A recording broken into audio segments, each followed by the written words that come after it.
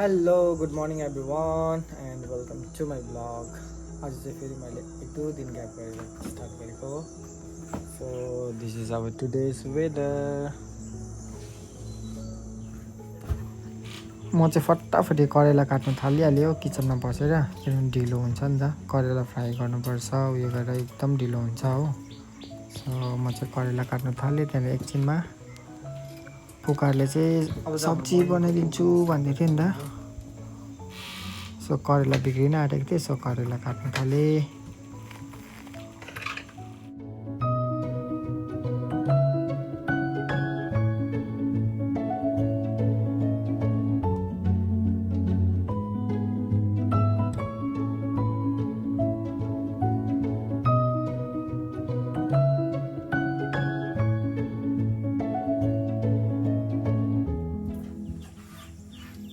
फेरि मुन्टा केलाउनु थालेँ हो। सो मुन्टा केलाउँदा त जहिले पनि ढिलो हुन्छ।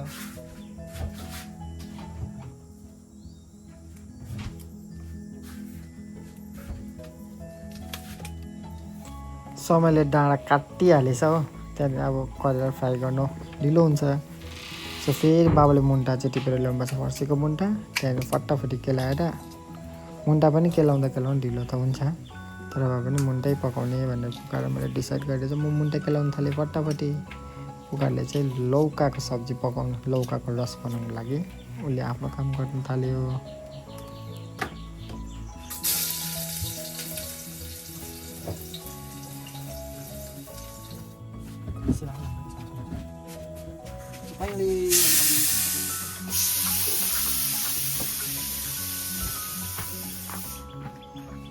हाम्रो नानीको अनलाइनको लुगा आएछ है यहीँ। कसम नहाले मार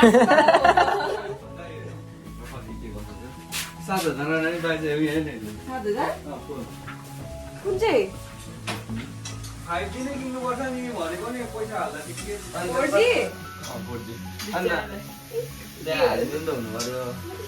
अस्ति बेहोरा नदेखाएको त रिवाजीले हालिदिन्छ तिमी। बिहान बिहानै फोटो सुटिङ। मेरो अब मर्निङ वकको कमानी होइन, भोलि एउटा देख्दैन ड्रेसमा।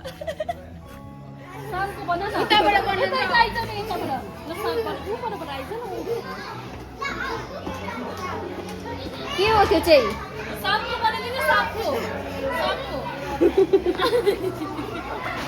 गर्मीले चाहिँ प्याक भइसक्यो। अब चाहिँ हो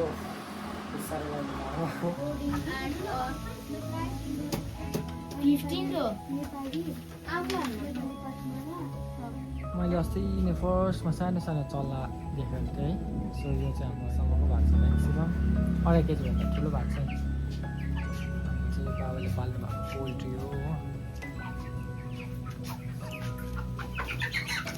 त्यस्तो भएको छ।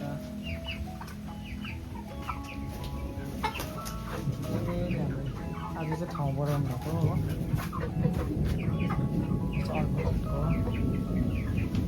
अर्को लट्टु पनि यत्रो भइसकेको छ।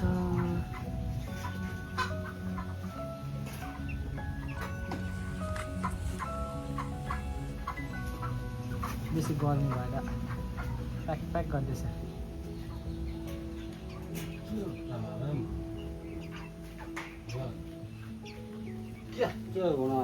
कत्रोवटा छ नि त, ठुलो चाहिँ मरेछ।